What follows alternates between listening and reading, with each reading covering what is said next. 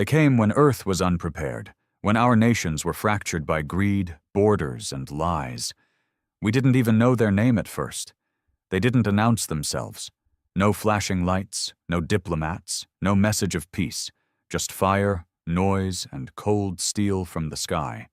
The invasion lasted 6 days. 6! That's all it took. 1 week and humanity became property. They called themselves the Virex Dominion, and their empire had stretched over 17 systems before us. We were just another acquisition, another number in their expansion. I remember the day the skies changed.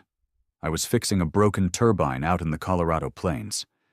I worked maintenance for one of the last functioning wind farms, a job I never loved but needed. The sky turned red, then black. Then it started raining ash. I thought it was a wildfire. Until the machines came. Not drones, not tanks. Something worse. Collectors. Floating metal coffins with claws and voices like glass breaking in slow motion. They didn't kill at first. They captured, tagged, processed. Every town got swept clean. I watched my brother get taken from the roof of our barn. He was 17, not even a fighter. They didn't care. They didn't need fighters. They needed slaves. They crushed governments in hours. They vaporized any city that resisted. The rest were left to rot in silence under their rule. Earth's skies were filled with patrol ships, and the ground was littered with what they called labor grids, fenced camps where humans were broken down into jobs, quotas, and flesh. Me? I was sent to Grid 14-D mining sector. They implanted a tracker at the base of my skull, injected something into my blood that made my body obey when they spoke. Not instantly, not like mind control. Worse. It made resistance feel like your bones were being microwaved. You could fight it, sure, but every second felt like death chewing on your spine. Still, I fought. Not loudly, not yet. I learned to hide it, to mask the pain and take the punishment with a dead face. You don't scream when you want to survive. You wait, you watch, you endure, and I endured for 6 years. I watched men lose everything. Their minds, their will, their families. I saw fathers forced to beat their own sons just to keep the Virex from executing both. I saw women dragged into the breeding chambers for hybrid experimentation. I saw children trained like animals to serve as assistants to alien officers. The worst part? Some humans adapted to it. They started speaking their language, serving them willingly. Traitors, collaborators, people who decided comfort was worth their soul. I never forgot. My name? Doesn't matter yet. You'll know it when I'm done. What matters is that in year 6, on the coldest night of the mining cycle, something changed. They brought in a new officer to run Grid 14-D. He was younger than the rest, or whatever passed for young in their species. Tall, pale blue skin like frozen stone. Gold eyes. Sharp, cruel voice. He liked games, psychological ones. He started contests, pit fights between workers, staged tortures to test obedience, memory trials where failing meant public execution. He'd walk through the yard like a god, picking favorites, then slaughtering them just to prove control. One day, he picked me. Unit 7F92, he said. That was my assigned number. Not a name. A number. You will entertain the grid tomorrow. You fight or you die. Show us if your species still has teeth. That night, I didn't sleep. I didn't eat. I didn't tremble. I remembered my brother, my mother, my friends, my country, and I smiled. Because it was the first time in 6 years they gave me a weapon. They didn't know what they'd done. They thought I was just another broken man. They were wrong. They enslaved Earth, but they didn't break me. They'd regret that mistake for the rest of their lives. The pit was exactly what it sounded like. A sunken arena of rusted steel, scorched dirt, and blood-soaked chains, circled by hundreds of weary, dead-eyed prisoners and a few dozen Virex officers looking down from above with their cruel, gleaming armor and smug expressions. This was sport to them, entertainment, a reminder of who was in charge. We weren't people. We were moving meat. I stood at the edge of the pit, shirtless, under the cold alien light. My ribs showed through my skin, my knuckles were raw, and the scars across my back still hadn't healed from the last flogging. But I was alive, and I was angry. The new officer, the one with the frozen stone skin and gold eyes, stood on the upper balcony, arms folded, watching with a smirk that made you want to rip his teeth out with your bare hands. They called him Virex Commander Yulnath, but I just called him the Bastard. "Let the beasts amuse us," Yulnath announced, his voice echoing through the camp's speakers. "Let us see which of you still believes in pain." A siren blared. The doors opened. They brought out the other fighter, a mountain of a man. Human, but barely. His name was Garen, or so I'd heard. Used to be a cage fighter before the invasion. Rumors said he snapped after watching the Virex fry his family in front of him. Now he didn't speak, just obeyed. They pumped him full of something, a combat enhancer the aliens used on broken warriors to make them fight longer, harder, meaner. I didn't care. They threw him into the pit, and the doors slammed shut behind us. A voice in my head clicked, the tracker activating. "Begin," it said, in that smooth, alien tone that made your skin crawl. Garen came at me like a freight train. I didn't wait, I didn't pray, I moved. He swung, I ducked. His fist shattered the steel column behind me like paper. His other hand grabbed my shoulder. The grip felt like being clamped by a vice. I drove my elbow into his ribs twice, quick and hard. Nothing. He snarled like an animal and tossed me across the pit. I hit the ground so hard I saw black. "Kill him!" someone screamed from the stands. Garen was on me before I could get up, fists flying like sledgehammers. I blocked the first, slipped the second, took the third across the cheek. Pain exploded through my jaw. I tasted blood. My vision doubled. I fell to one knee. Garen raised his fist for the kill shot. That's when I saw it. The back of his neck. A control implant, a silver circle with a red blink. Same tech they used in the trackers, but this one pulsed faster, more violent. The enhancer. That was his weakness. I threw dirt into his eyes and rolled back, barely escaping the punch. He roared and came again, blind with rage. I ducked under and wrapped my arms around his waist, lifting with everything I had. My spine screamed, my muscles tore, but I slammed him into the ground. I grabbed a shard of steel from the dirt and rammed it into his implant. Sparks, screaming, then silence. Garen's body convulsed, twisted, and went limp. The crowd was silent for a second. Then they screamed. Some cheered, some growled in fury. The officers didn't expect me to survive, let alone win.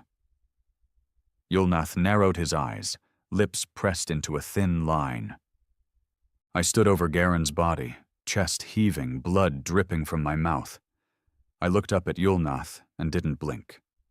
He saw it, in my eyes, the hate, the fire. He walked away without a word.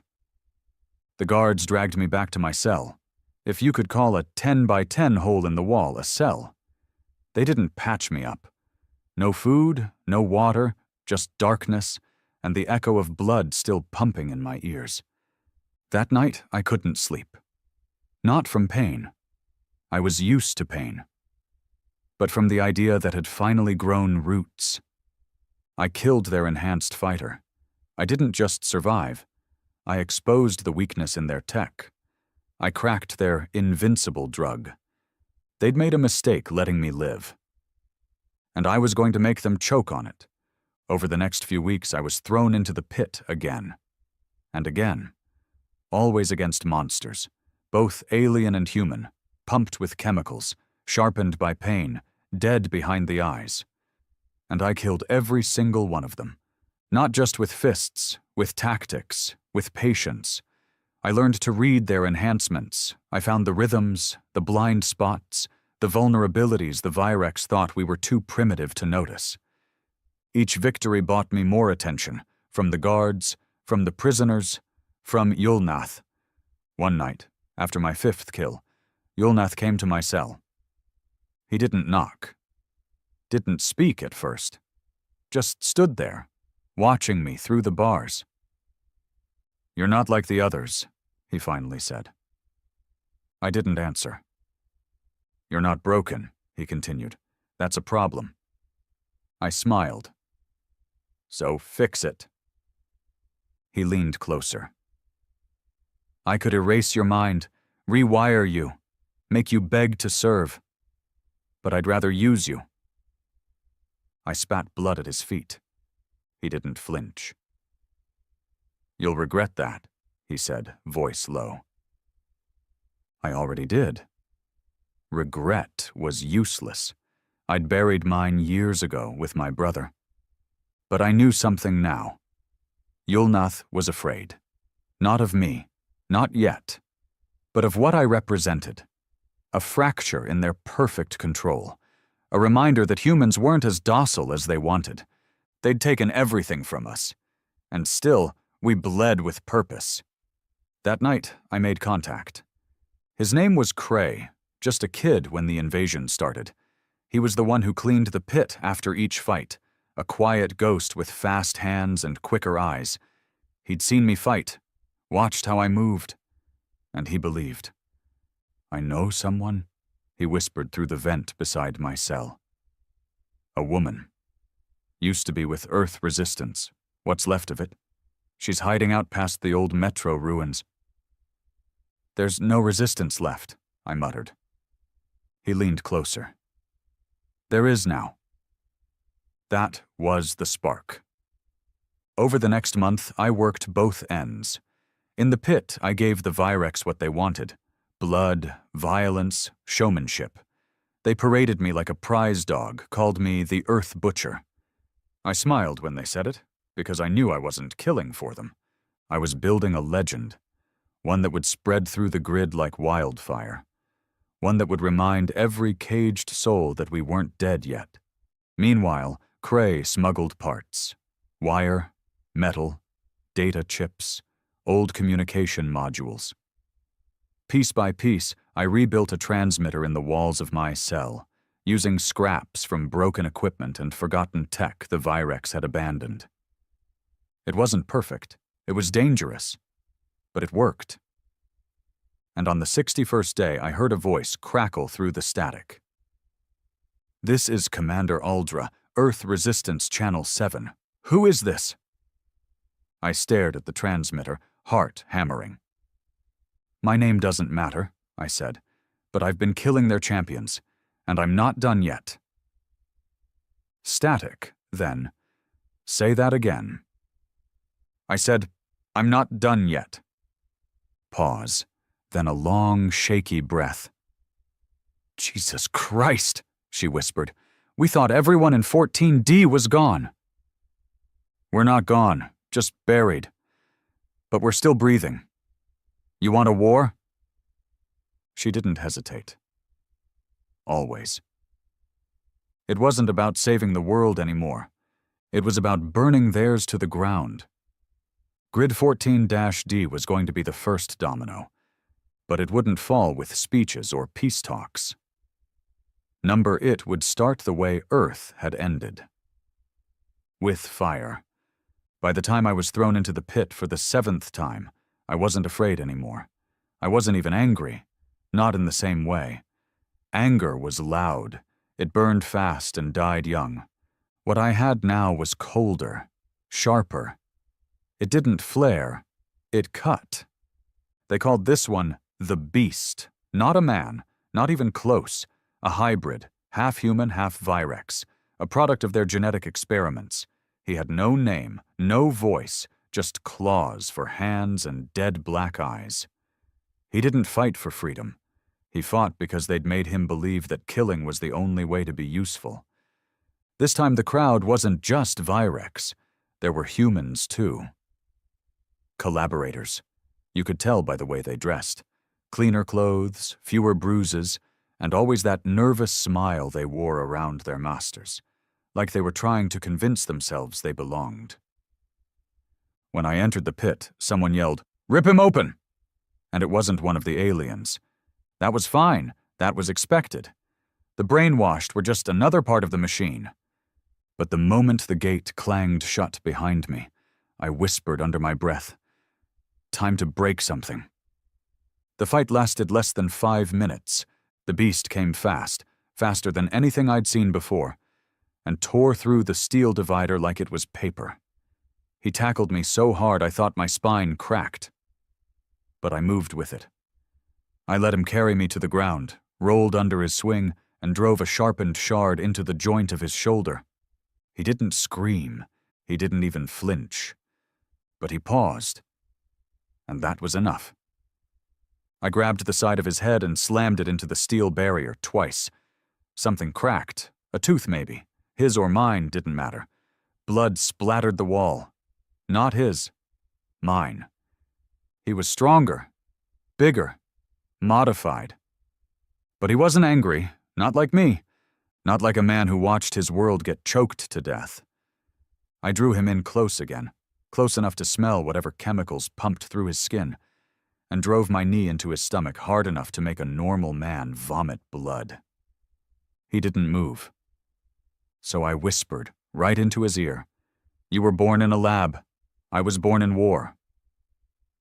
Then I bit off his ear. He staggered. For the first time, the beast looked confused. And confusion was fatal. I wrapped the chain from my wrist around his throat, using all the strength I had left, pulling back with everything I had. He struggled, kicked, slammed me into the wall, but I didn't let go. I watched the black in his eyes flicker, watched the body twitch, watched the monster they made die like a man. When it was done, the pit was silent. I dropped his body at Yulnath's feet, looked him straight in the eye, and smiled. He didn't return it. That night, everything changed. My victories had stopped being entertainment. They were now a problem. Yulnath didn't send guards to drag me to the pit anymore. He sent them to kill me. They came at night. Quiet. 2 of them. Virex patrol officers in stealth armor. Their skin shimmered like water when they moved, near invisible to the eye.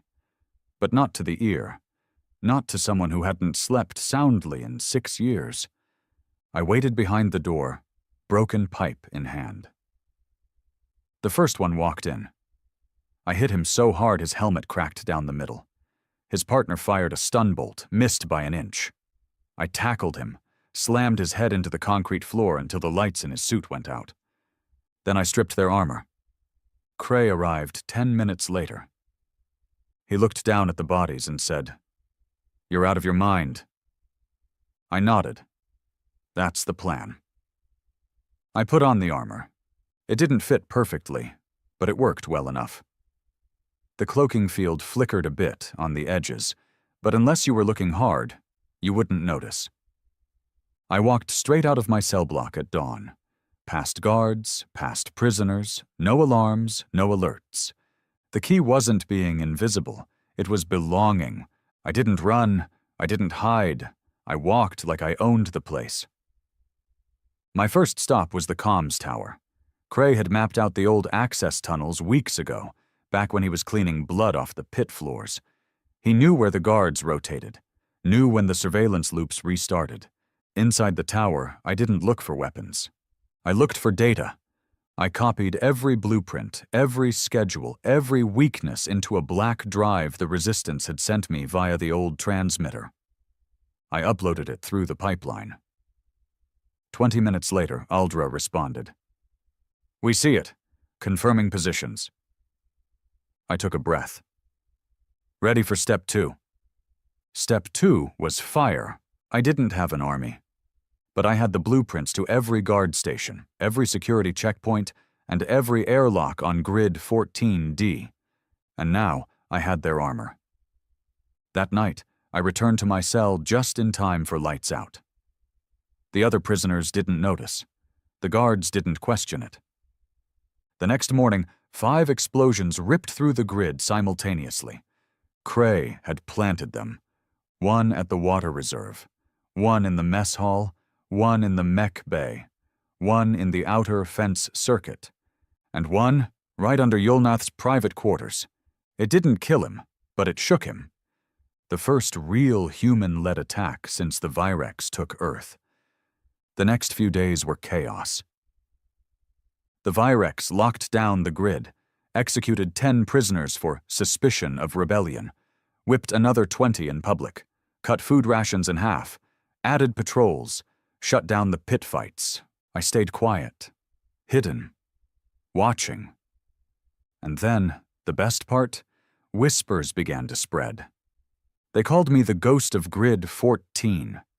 They said I walked through walls, that I killed Virex with my bare hands, that I'd found a way to burn their ships from the inside out. None of it was true. Yet. But fear doesn't need the truth. It just needs hope. A week later, the Resistance made contact again. "We've cracked part of their comm grid using your uplink," Aldra said.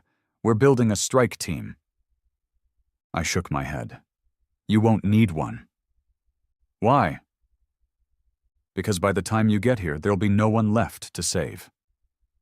I started hitting supply runs. Small at first. A missing crate here, a destroyed scanner there. Nothing big enough to trigger a mass response, but enough to cause doubt. Then I hit a weapons locker. Took every plasma blade, every compression pistol I could carry. Cray smuggled them back to Block 3, the largest human cell group in the grid. The leaders in there? Ex-military. One of them, Briggs, used to run Black Ops before Earth fell. He'd seen me fight, never spoke to me before.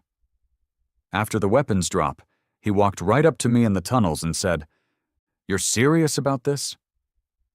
I nodded. He grinned. "Then let's start a war." We trained in silence, in darkness. We used hand signals, coded knocks, whispers buried in coughing fits. It wasn't much. 10 men, 3 old rifles, a few stolen blades, and a dream. But we had something the Virex never counted on. Memory. We remembered what it felt like to be free. And we were ready to kill for it. On the eve of the uprising, Cray came to me. He looked nervous, pale. "You sure about this?" I nodded. "It's already begun." He hesitated. "You know what they'll do if it fails?" "I know what they'll do if we don't try." He didn't argue, just handed me something wrapped in cloth. It was my brother's old dog tag. "I found it in the archives," he whispered. "They kept trophies." I clenched it in my hand, so tight I felt the edge bite my palm. It was time. We struck just before dawn. Silently, swiftly, brutally. Briggs led the charge in the southern control bay, disabling the internal defense grid. I led a 2-man team through the western hangar, planting explosives under every Virex dropship we could find. By the time the alarm blared, it was already too late. Half the grid was burning. Guards scattered, officers shouted, prisoners rioted. The system, perfect on paper, was failing under real human chaos. In the middle of it all, Yulnath appeared, flanked by 2 elite Virex sentinels. He saw me across the fire and smoke, and for the first time, he looked afraid. I stepped forward, armor half burned, blade in hand. "You should have killed me when you had the chance," I said. He snarled something in his native tongue. I didn't wait for a translation. I ran at him like a storm. The battlefield was a burning cage. Grid 14-D was drowning in fire, screams, and the sound of boots on metal. The alarms shrieked in alien frequencies, high-pitched, disorienting, but I was used to pain. I welcomed it. Let it sharpen me instead of slow me down. Across the smoke and wreckage stood Yulnath, untouched, pristine, even as chaos swallowed his empire. His gold eyes narrowed at me, face as calm as if we were in some negotiation hall instead of a burning hell. He stood between me and the main terminal. Behind him, the tower, the heart of the grid, the power source that ran the electric fences, surveillance, atmospheric filtration. Take that out, and Grid 14-D would choke in its own ash. 2 Virex sentinels stood at his sides, nearly 7 feet tall, armored like walking tanks, carrying those plasma scythes that could slice a man in half with a single swing. I didn't slow down. "You don't walk away from this, human," Yulnath said, voice cold, calm, confident. I didn't answer. Words weren't worth spit anymore. One of the sentinels charged. I ducked under his blade and buried a stolen plasma blade straight into the bastard's side, between the seams of his armor. He howled, a high, mechanical scream, and fell, spasming as blue sparks shot out of the wound. The second came at me faster. I didn't even try to dodge. I blocked his scythe with my forearm guard. The metal cracked. My bones screamed. But I used the momentum to slam my elbow into his throat. He staggered. That's when I kicked him straight into the fire pit Cray had ignited minutes earlier. The scream didn't last long. 2 down, only Yulnath now. He didn't move. "You're not a warrior," he said, stepping forward with that slow, arrogant stride. "You're a creature of grief, a rabid dog, all bark, no blood." I raised the blade. "Try me." He struck fast. Too fast. He wasn't just some commander. His body was augmented, alien tech beneath his flesh. His arm moved like a piston, slamming into my ribs. I felt something snap. I hit the ground, rolled to my feet, swung, and he dodged like it was nothing. "You think this is vengeance?" he said, circling me. "This is survival. This is the way of the stars. The strong take, the weak serve. Your kind failed that test. You enslaved children." He shrugged. "You let us." That snapped something in me. I roared. Not some brave, noble yell, but the raw sound of a man who's got nothing left to lose.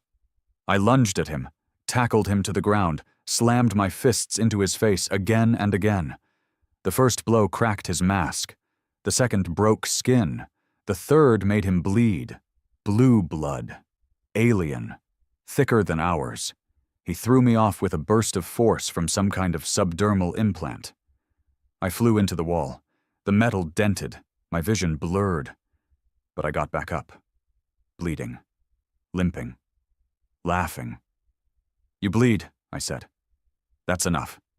He hissed, wiped his mouth, and pulled a small baton from his belt. It crackled with plasma. "This ends here," he said. "No," I growled. "This starts here."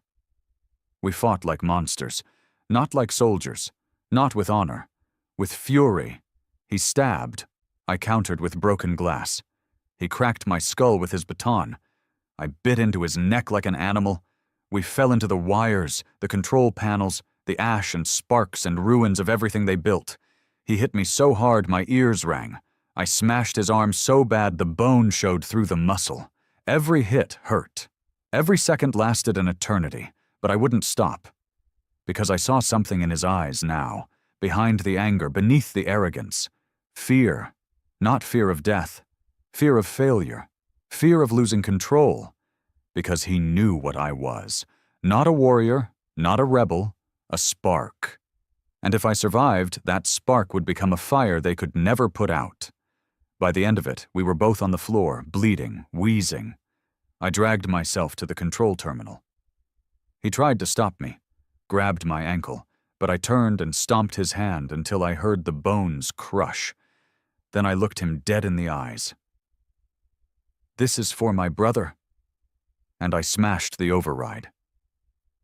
The system screamed. Red lights exploded across the console. Defense power failed. The gates to the grid dropped. All over grid 14-D, doors opened. Chains broke. Prisoners ran into the light like rats escaping hell. They picked up weapons from dead guards. They screamed. They cried. They tore apart the Virex one by one. This wasn't war anymore. This was vengeance. Briggs and his crew secured the outer perimeter. Cray was already rerouting comms to beam a live feed of the uprising across the satellite grid. The Resistance broadcast it in real time. Earth saw what we did.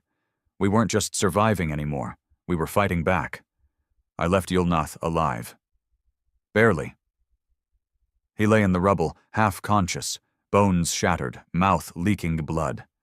I knelt beside him, grabbed his collar and whispered, "You made a mistake." He coughed. "Free one grid, lose 10 more. We'll burn your kind out, one ember at a time." I didn't smile. I didn't gloat. I just said the truth. "Then we'll become fire." I let him crawl away. Not out of mercy, out of strategy. Let the Virex see him. Let them see their champion broken. Let fear rot their unity. Yulnath was now our message. No one was untouchable. Over the next 3 days, we took the entire sector. Briggs's squad disabled the defense net, allowing the Resistance dropships to land. Aldra herself stepped onto the dirt of Grid 14-D, looked around at the ruins and said, "Jesus, you weren't bluffing." I was covered in blood, half limping, barely holding together. I nodded once. "Told you." The surviving prisoners, maybe 1,000, maybe more, stood silent as Aldra raised the Resistance flag over the central tower. I didn't feel joy. Not yet. But I felt something I hadn't tasted in years. Power. Real, earned, scarred power. The Virex retaliated 2 weeks later. They glassed Grid 17A from orbit, vaporized everything. Prisoners, rebels, civilians. Over 30,000 dead. That's when I understood. This wouldn't be a war of fronts. It would be a war of fire and shadows, of raids, sabotage, insurgency. They had ships. We had rage, and rage doesn't die. Aldra tried to give me a command post, a new identity, a uniform. I said no. "I'm not here to build governments," I said. "I'm here to break chains." She looked at me like she understood, and feared it. "You want to lead death squads?" I shook my head. "I want to lead hope." But hope, I'd learned, is born from violence, so I disappeared. No rank, no badges, just a blade and the will to bleed for it. Every month, another grid burned. Another Virex stronghold collapsed. Their empire began to rot from the inside out. Whispers spread across Earth and the colonies. They call him the Ghost of 14. The man who bled freedom into the dirt. The one they should have killed. They enslaved Earth. But they forgot one thing. We remember. And now so will they. We didn't stay on Earth. That was never the plan. Grid 14-D was just the first break in the dam, a fracture that proved their control wasn't eternal. We knew they'd retaliate, and they did. Hard. But for the first time since the invasion, they weren't winning easily. What we'd done wasn't just an act of rebellion, it was a message, and messages spread like disease. From the poisoned ruins of that labor grid, whispers bloomed. That someone had made the Virex bleed, that their perfect system had cracks, and that humans, those primitive, emotional creatures, had found their teeth again. The Virex called it a disturbance. We called it a beginning. After Grid 14-D, the Resistance changed its tone. No more hiding in shadows, hoarding supplies, and praying the Virex wouldn't notice. Now we went after them. I wasn't part of the structure. I refused to wear their uniforms or salute their officers. I didn't want medals. I wanted to keep killing until they remembered what Earth was. Aldra understood, mostly. She didn't like it, but she got it. So she gave me what I needed. A target. The Virex had a station orbiting Ganymede. Not a colony, not a prison, a breeding facility. That's what they called it. But what it really was? A factory for hybrid offspring, the kind bred in sterile tubes and metal wombs using stolen human DNA and Virex code. They weren't raising children. They were building soldiers, ones that could blend into either world, obey orders from birth, and wipe out resistance from within. The Virex saw humanity not as a threat, but as a resource. They didn't think we'd come for it. They were wrong. The drop onto Ganymede was fast and dirty. 5 of us. No air support. No warning. We went in on a stolen cargo pod from a decommissioned mining freighter. The Resistance painted it as a fuel delivery, spoofed the codes just long enough to get us into docking range. Once we were inside the hangar, we blew the lock and tore our way into their walls. Briggs led the breach, still built like a bulldozer, still silent as death. Cray was our eyes, older now, meaner, no longer the wide-eyed runner from Grid 14. He'd become a saboteur, a knife in the shadows. Then there was Nyla, a former Resistance sniper turned full-time ghost. She didn't talk much. Didn't need to. And then there was me. I wasn't a soldier, not in the way they were. I didn't carry grenades, I didn't aim for legs. I carried a blade and aimed for necks. The Ganymede facility wasn't built for combat. It was a lab, sterile and arrogant. Its walls were bright, floors clean, every inch screaming with the pride of an empire that believed it could do no wrong. That made it easy to kill them. They didn't expect a fight. When I drove my blade through the first technician's chest, his expression wasn't fear, it was confusion. "Why?" he choked. "Because you exist," I said. We moved like ghosts through their corridors, disabling cameras, choking out guards, planting explosives along the oxygen systems and data cores. Cray uploaded a virus into the mainframe that would send every file back to Resistance Command. Logs of every experiment, every violation, every name of every human used without consent. Then we reached the heart of it. And that's where it broke me. They weren't soldiers, not yet. The things in the tanks looked almost human. Infants, adolescents, some even fully grown, floating in synthetic amniotic fluid, eyes closed, hearts beating under chemical stasis. "Should we destroy them?" Nyla asked. My hand hovered over the detonation switch, but I hesitated. They weren't Virex, not entirely. They were us. And not us, half-born, half-used. Built for war they didn't choose. Cray looked at me. "You said we burn their legacy." "I did," I muttered. "But this ain't it. These aren't legacies. These are tools." He was right. So we didn't blow the tanks, we unplugged them, let them die in silence, without pain, without awakening into a world that would have used them like hammers. Then came the defense squad. Late, uncoordinated, arrogant. 10 Virex troopers stormed the chamber, rifles blazing. They killed Nyla. 1 second she was covering our exit, the next her head snapped back, a blue hole smoking through her temple. She didn't scream, just dropped. Briggs lost it. He grabbed the nearest one by the throat and ripped his helmet off with his bare hands. Bit down on his alien neck until the blood sprayed across the tanks. I tore through the rest like a storm. I wasn't tactical. I wasn't clean. I was relentless. Because if they wanted monsters, we'd give them monsters. We planted the final charge in the command core. As we pulled back toward the hangar, I looked down the central hallway one last time. It was on fire. The alarms howled. The tanks were cracking from heat. And somewhere inside the base, a recorded voice kept repeating, "Containment breach, facility compromised."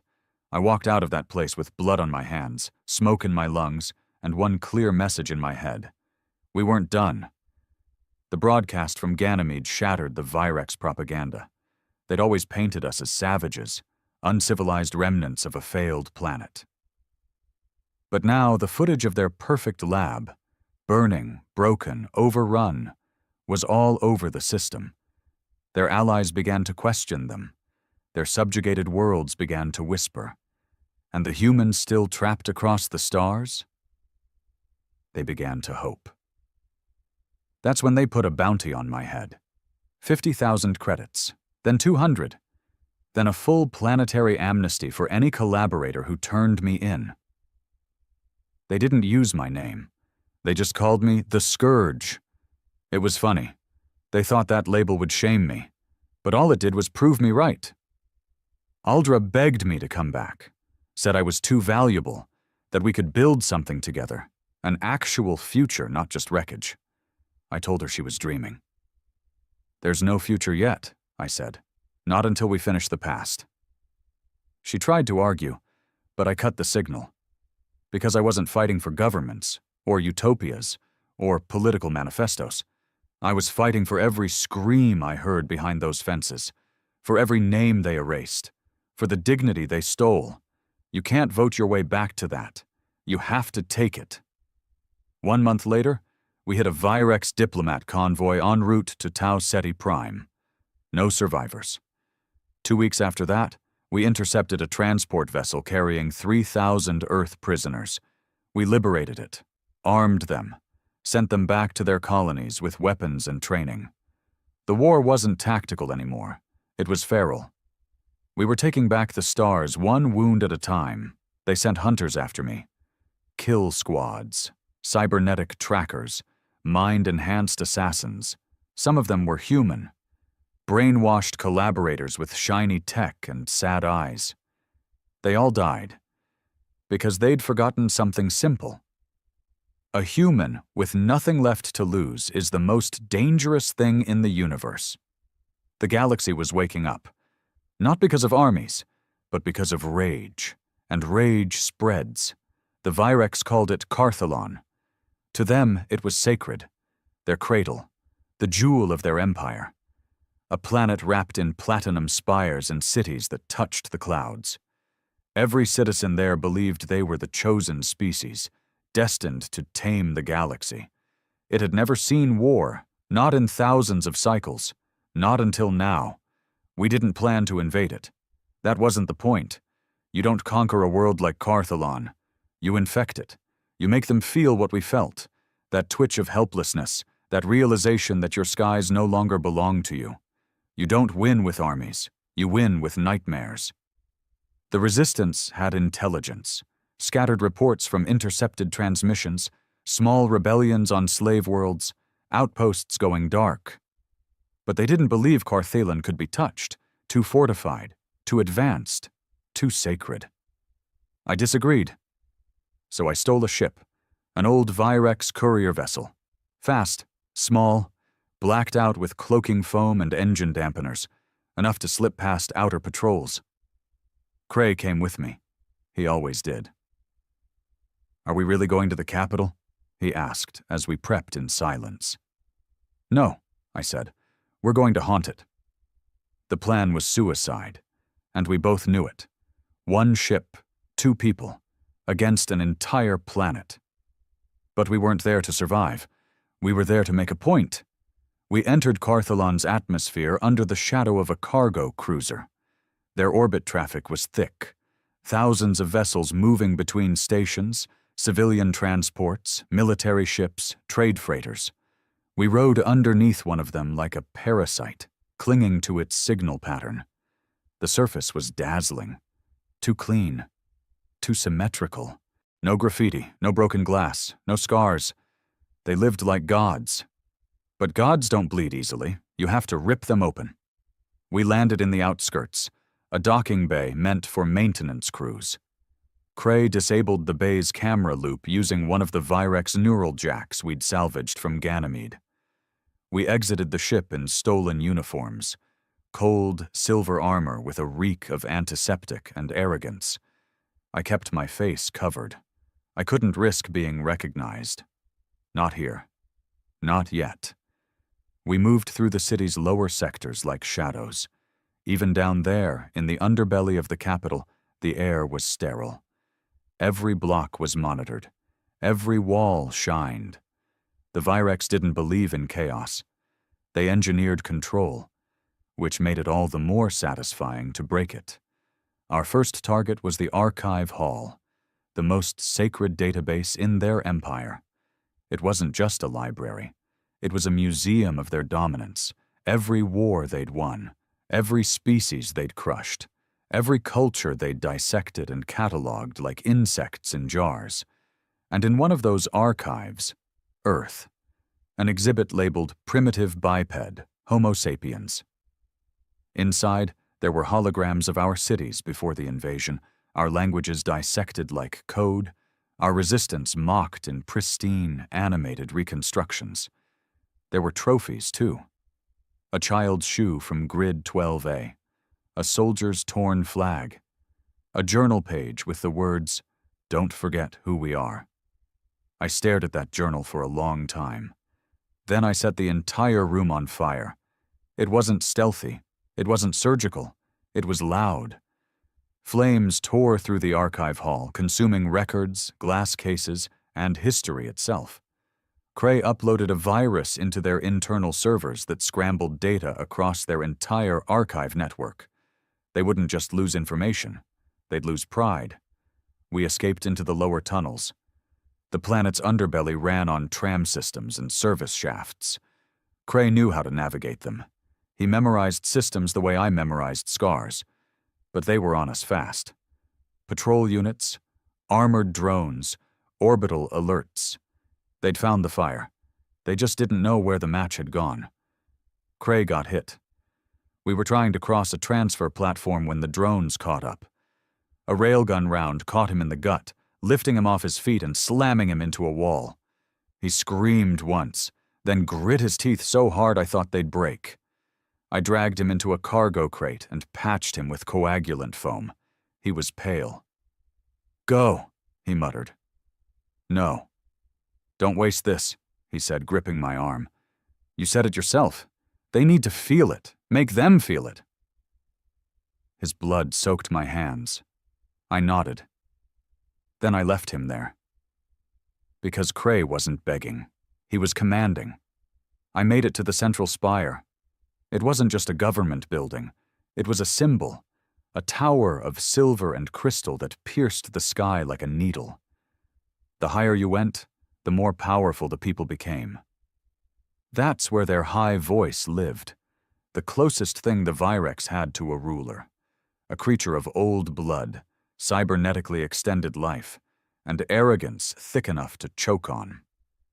I didn't plan to kill him. I planned to humiliate him. I scaled the outer wall during a lightning storm. Bare hands, clawed gloves, wind screaming. It was suicide. Every second I expected a turret to open fire, or the sky to drop me like trash. But I made it to his private chamber. Because gods get comfortable. They never expect fire to come through the windows. He was old. Skin like stone, eyes like molten metal. He didn't look afraid. Until I spoke. "You remember Grid 14-D? He turned, paused, then his voice, low, mechanical. "The rebel." "Not a rebel," I said. "A reminder." He reached for an alarm. I threw a knife through his hand. He screamed. Then I pressed the detonation switch. Across the planet, 6 power nodes exploded. I'd placed them the day before. Cray helped plant them near energy centers disguised as comms units. The charges were small, precise, but devastating. The capital city plunged into darkness. No lights, no alarms, no control. For the first time in centuries, Carthalon experienced fear. I didn't kill the high voice. I marked his face with a blade, deep across the eye. Then I whispered, "This is how the end begins." And I left. I didn't get far. They caught me on the outer rim of the tower's base, hundreds of them, guns raised, cloaking field burned out. No escape. I stood there, bloodied, unarmed, staring into the muzzles of alien weapons, and I laughed. Loud, unhinged.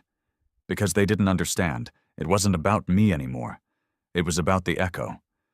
Even as they dragged me into a holding cell, the feeds were lighting up.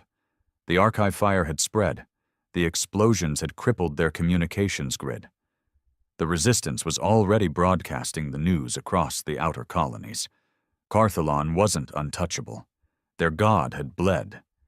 And one man had lit the match. They didn't kill me. They wanted a trial, a spectacle, a broadcasted execution. Of course they did. That's how empires die, in full view, and that was exactly what I wanted. They held the trial on Virex Prime Broadcast Nexus 1. That's how arrogant they were.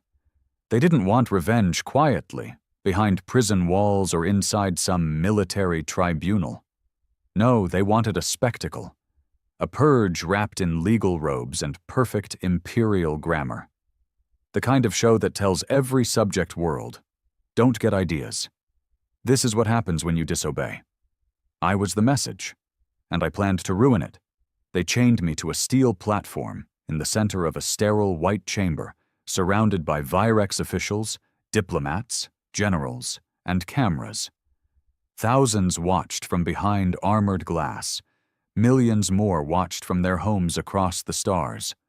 No windows, just artificial light and the cold buzz of high-frequency sensors humming through the air like flies around a corpse. My arms were shackled behind me, my ankles bound to the floor. Didn't matter. I didn't need to move to strike. The presiding figure was called Magistrate Irel Vaughn, an ancient Virex with a mouth like a blade and a voice that could cut stone. He stood on a raised pedestal, eyes cold and unblinking. He read the charges aloud in their official tongue, but the translation echoed through the chamber. Treason, galactic terrorism, bioviolation, assassination, sabotage, interference with sovereign Genesis projects, desecration of sacred Virex memory halls, attempted destruction of Carthalon planetary structure, conspiracy to incite interstellar rebellion, unauthorized planetary travel. There were more. I lost count. At the end, he raised his hand, silencing the room. You will not speak unless instructed, he said. I smiled through cracked lips. Good luck with that. They tried to interrogate me live, in front of their entire civilization. Asked where the Resistance's main base was. Asked for code names, passwords, future targets. They thought pain would make me talk. They electrocuted me in front of the crowd, 20-second bursts that cooked my nerves and made my muscles spasm like they were dancing on a pyre. They thought I'd scream. I bit through my tongue to stay silent. Blood filled my mouth, and I let it drip down my chin, staring at the magistrate with wild eyes, because fear doesn't speak. It glares. Then they tried the guilt angle. They projected footage, grainy, color-corrected, of the Ganymede facility I'd burned. Do you deny responsibility for these hybrid casualties? Irel Vaughn asked. I shook my head. They weren't casualties, I said, my voice rough but clear. They were mercy. Gasps filled the chamber. The Virex didn't understand mercy. That made them squirm. Then they brought up the archive hall. You destroyed irreplaceable records of 100 species, the magistrate snapped. Historical artifacts, knowledge I nodded again. Good. Now maybe they can be free of your version of the truth. Silence. Then murmurs. Even some of the Virex started to shift in their seats. They'd expected a monster, a brute, not a man with words sharp enough to bleed. They tried to humiliate me by showing video of Grid 14-D, my fights, my kills, my riots, my escape. But the footage backfired. Because people didn't see a criminal, they saw a caged animal turning on its captors. And the galaxy remembered. They came to Earth first, not the other way around. Then came the final day. Sentencing. The crowd was larger. Officials packed every level. Virex elites wore ceremonial robes, and security tripled. Magistrate Irel Von read from a stone tablet, some ancient script only their upper caste was allowed to touch. You are hereby sentenced to execution by atomic disintegration, carried out at dawn under the holy eye of the twin suns. There will be no last rites, no burial, no name. I didn't flinch. I looked up, smiled, and said, "That's going to be a problem." Because I wasn't there alone. Cray's plan, the one he'd died for, was never about my escape. It was about turning their stage into a funeral. Inside the trial hall, buried deep in the camera consoles and broadcast systems, was a virus. It had piggybacked on every signal, every courtroom feed, every public announcement. It had spread across the empire for 3 days, lying dormant. Until I said the words, "That's going to be a problem." The lights in the trial hall dimmed, screens flickered, then cracked, and across the Virex homeworld, across their colonies and warships and slave planets, the truth began to bleed out. The virus opened up everything: secret documents, video feeds, executions they'd buried, reports of biological torture, slave manifests, genetic programs, brainwash protocols. They didn't just see what I'd done. They saw what they had done. And for the first time since their empire began, the Virex weren't feared. They were hated. A riot broke out in the gallery. One of the Virex soldiers shot a protester in the chest. Another Virex, a younger one, knocked him out with a chair. Magistrates ran. Security panicked. And I broke my thumb, dislocating it enough to slip out of the wrist shackle. The moment I was free, I used the chain on my ankle to trip the nearest guard and crush his throat with my knee. Grabbed his blade, slashed the next one across the face. Steel screamed, blood sprayed. And just like that, the trial became a battlefield. I didn't run, I walked, right through the chaos, stepping over shattered helmets and broken illusions. When I got to the central podium, I activated the public broadcast node with a single swipe. It linked to every screen still functional. Then I looked up into the lens, and I spoke. You built an empire of silence, of chains, of numbers. You stripped names from mouths and burned the flags of the free. You called us weak. You called us animals. You called me a terrorist. I leaned in closer. I'm not a terrorist. I'm the bill you forgot to pay. They tried to cut the feed. Too late. The message was already bouncing between pirate nodes, resistance channels, rebel stations. It became a pulse, a howl, a call to arms. Briggs hit the surface 4 hours later with a drop team of 40 ex-prisoners. They fought their way through the capital, freed what little humans were left in the underground chambers, then lit up the Virex flag with thermite and piss. Aldra sent a fleet 2 days after. By then, Carthalon had burned itself. The Empire collapsed from the inside. Because the one thing stronger than fear? Truth. They tried to evacuate Irol Von. Didn't work. The people turned on him, ripped him apart on the courthouse steps. The footage aired for days. The Virex Empire died not in war, not in fire, not by some alien invasion. It died from a man in chains who wouldn't stop speaking. They offered me a medal after, a monument, a new name. I refused all three, because I wasn't a hero.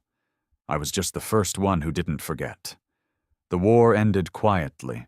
No final battle, no white flags, no peace treaty signed by trembling hands under a ceremonial dome. It ended like a dying breath. The Virex broadcasts stopped. The patrols vanished from the skies. The slave grids went dark. One by one, their outposts shut down, abandoned, destroyed, or turned to ash by their own people. Carthalon burned for 8 days before it collapsed in on itself, not by bombs, but by betrayal. Every species they subjugated, humans, Zoranth, Drekari, even the mindless from the Outer Crescent, took their shot when the curtain fell. The Virex weren't gods anymore. They were prey. The resistance didn't know what to do with peace. We weren't built for it. Most of us didn't even believe in it. Aldra tried to form a council, bring the survivors, the rebels, the ex-prisoners, the former slaves together and figure out how to build something better. She meant well. But the truth was ugly. When you tear down a monster, you don't always become something noble. Sometimes you become something worse. I didn't go, didn't want a seat, didn't want a voice in the new world. I'd done my part. I left Carthalon with nothing but the scars on my back, a broken blade, and my brother's dog tag around my neck. Briggs called me a ghost. He was right. I wasn't made for what came next. I wandered for a while. Systems I'd only heard about in screams, planets that still smelled of smoke, outposts where the walls remembered executions. I saw the aftermath. Children born in labor camps, free now but staring at stars they didn't understand.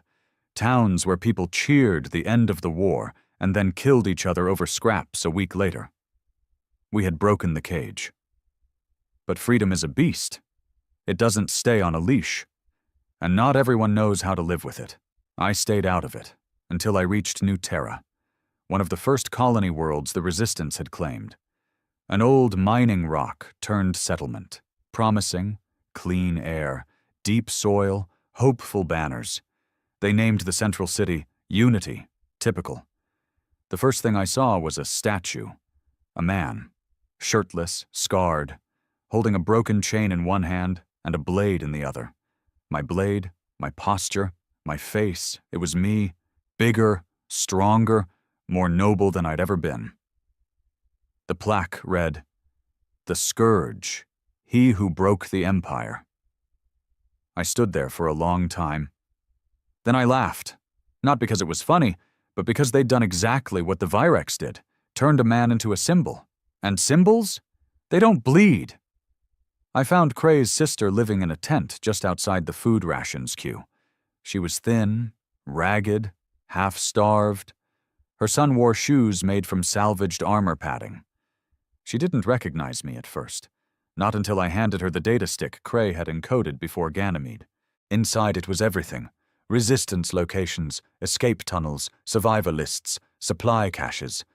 He'd catalogued it all. She cried when she took it. "Did he make it?" she whispered. I didn't lie. "He burned the Empire with me," I said. She nodded once. That was enough.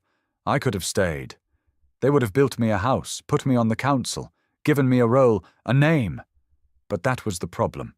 I didn't want a name. I'd already become one. I left Unity before dawn, took a rusted skimmer from an old trader who didn't ask questions, rode into the desert. There was a canyon nearby, deep, wide, untouched by drills or machines. At the edge of it, I buried 3 things: Cray's broken communicator, my brother's dog tag, and my blade. No one saw me.